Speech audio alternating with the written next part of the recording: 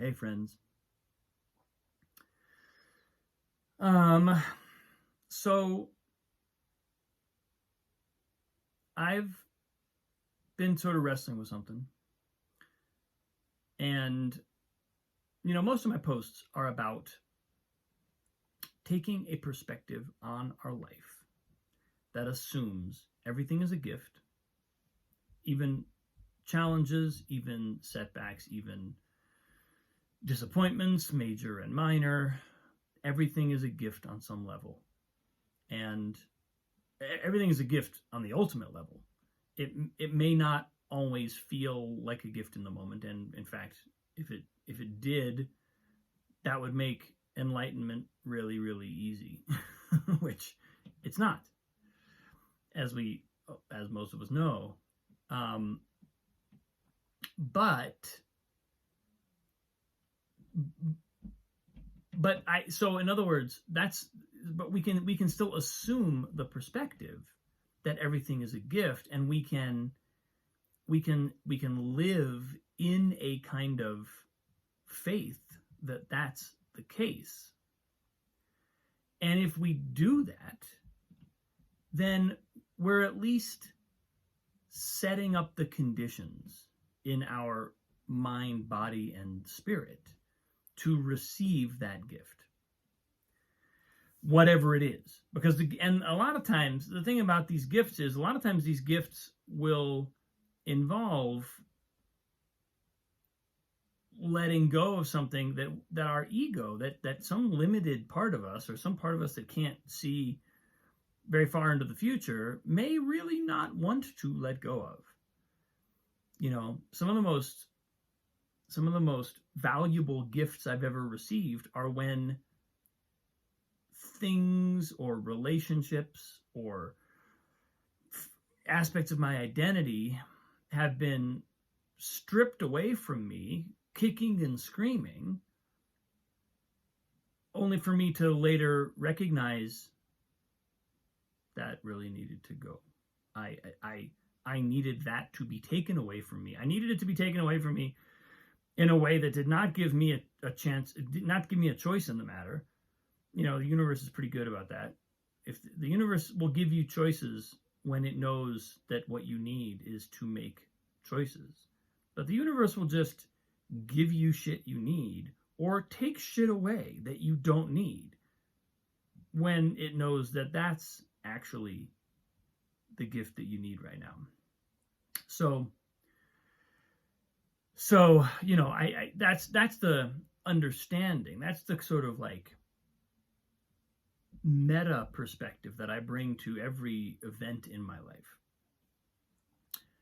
I absolutely do not practice that perspective fully, perfectly all the time. Most days I slip out of it for some period of time, for at least a couple of moments of time, if not whole swaths of time, and then have to come back and be like, oh, right. But at least my understanding and my conviction, my actual sort of experience that is the case. I have experienced it enough now to know it really is the case that everything is a gift. So anyway, right now I'm struggling with something, and I usually don't go into specifics, but I think I will today. One of the things I'm struggling with right now is, do I sign up for a business incubator / coaching program? But it's really more of an it's both. It's kind of like it's not just coaching, it's also a lot of sort of back end business work, building an online course, basically. Do I sign up for one and spend money on it that I don't have? And because I came across one recently, did a one-on-one call with someone who was clearly, there to pitch me on it, but also, I would say did a pretty good job, because I was kind of compelled by a lot of what the program seems to offer. And but my issue, I have a couple of issues around this. One, I signed up for several things like this. Not exactly. This one's a little different. They're all a little different than the last one. But I've signed up for a lot of these, and none of them have really ever yielded what I was hoping they would. In one or two cases, I actually feel like I got pretty badly burned. And in another case or two, I feel like I got value, but I didn't really get forward movement in my life. Nothing fundamentally changed.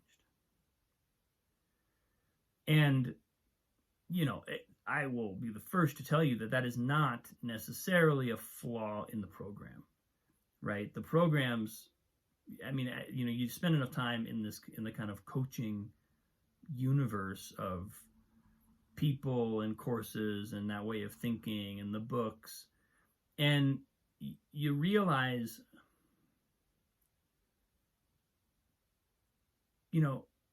anybody, any coach can conceivably be the right thing for the right person at the right time. But it's 98% the person who's being coached. It's 98% the person in the position of, I've hired you to help me with this thing. Do I actually want to get over my own shit and do the thing? Or am I going to discover over the course of this process of hiring someone to do it with me that actually, even though I really, really thought I wanted that thing, I actually don't. It turns out, and a lot of times, I've seen this both in myself, and I've even seen it in some of my own clients, where that's not a lesson you really want to learn. When you've told yourself, this is something I want, to complete this project, to get to this goal, whatever. It's hard to accept that we were deluding ourselves. It's not fun, because we have to basically look in the mirror and say, I was kind of lying to myself. I wasn't, there was something about this that hooked me, that it was a little shiny diamond that was attracting my ego, that I thought I could get by getting there. But actually, the journey there, either, I guess there's probably cases in which people just kind of give up, don't have the tenacity or the endurance to really kind of push through. But most of the time, if we don't push through, there's a reason why that happened. There's a kind of lack of genuine investment in the thing that we thought we were genuinely invested in. And that's not a pretty thing to see in ourselves, and it's not something that it's real easy to own up to without a real kind of willingness to take a legit look in the mirror and go, I want to be brutally honest with myself about what I've been telling myself. I'm unpacking all this. I'm going into all this because this most recent program that kind of flashed up for me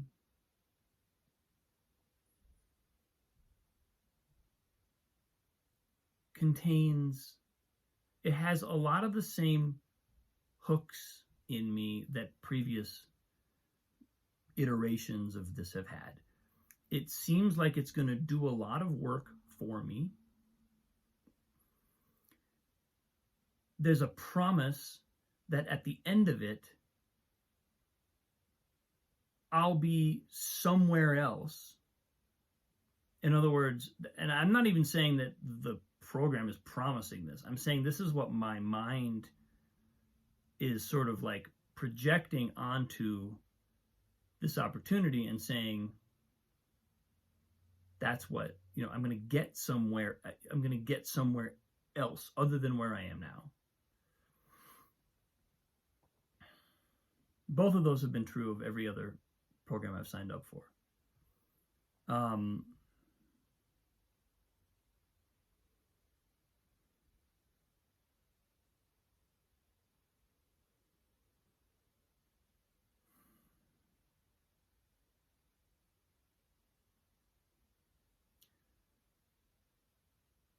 And I had a call today with a friend whom I hadn't spoken to in a while, and she was talking about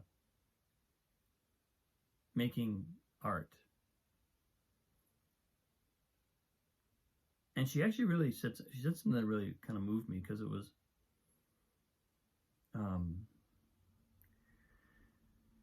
about where we put our energy.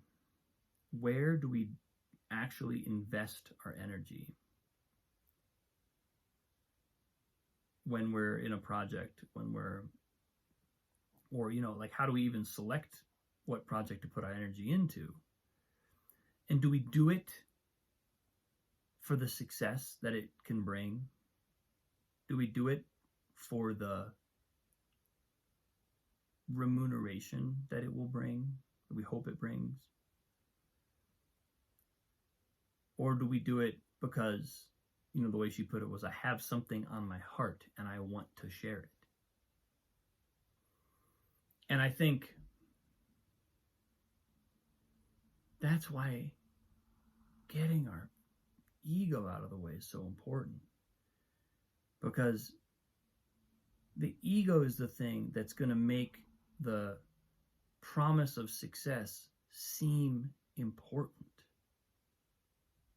It's the thing that's going to make us inclined to pay attention to the stuff that's actually not as important as the answer to the question, what is on my heart? What wants to come out of me? Will that be successful? Who knows? And, survival and living in a capitalist country where we do have to kind of stay afloat in a certain way, that's a big deal. That's not something we can just dismiss. And that's what poses the challenge to our conviction and our commitment to living really from the place of, I want to share what's in my heart. I want to share what is coming, what wants to come through me. And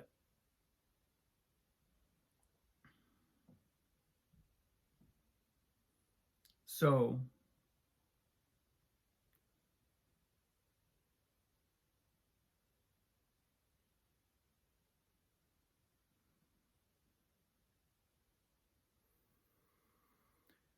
in my own wrestling with this, what is clear is that I've got to get that ego out of the way, shut it up, put it in the back seat,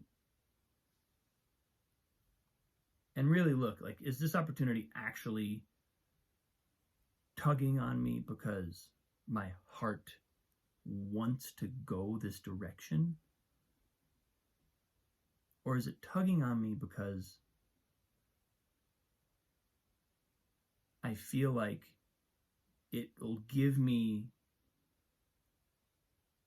like a ticket to financial sustainability, abundance, which I can then use to go follow my heart, which is always the thing we're trying to be tricked into doing. How can I just create enough security so that I can go follow my heart? And the answer is, you can never do that. You can't. It's not that you can never do that. You can actually do that. But the steps to doing that are usually pretty kind of ho-hum and not fraught with a lot of like big decisions. It's just kind of like, okay, I got to do this. You know, the commitment to the heart comes first, and then it's like, okay, well now I know where I'm going. I'm going this way, and I care about it, and I'm all in. Now, what do I need to do to make sure that this structure can stand? Oh, this thing over here. I'll do this thing over here. Oh, I got to do this thing over here. It doesn't mean we only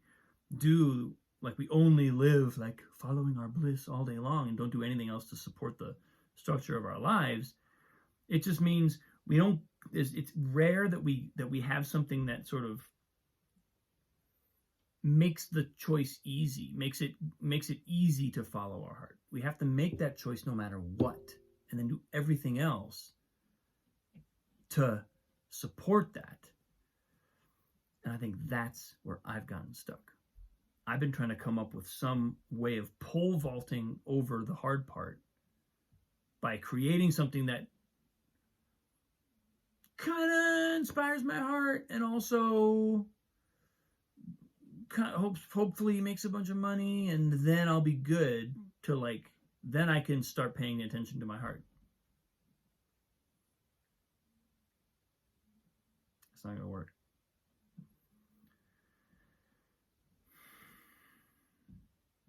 So, you know, I think I'm answering a lot of my own questions here. That's the point. I do appreciate you watching. Anybody who's still watching this video, watching me sift through this, I hope it's in some way illuminating in your life. I guess it probably wouldn't be, or those who wouldn't be watching and going on minute 17. So thanks for tuning in. I have a chance. We're in Santa Fe tonight, and Sun Mountain's right over there. So I'm going to go run Sun Mountain tomorrow, which always seems to clear my head and give me a connection to what's really kind of deeply wanting to come through me. So hopefully I'll have a report from up there where all things are clear. Thanks for watching. So much love. I appreciate you. I hope you will tune in again. Have a good day. See you tomorrow.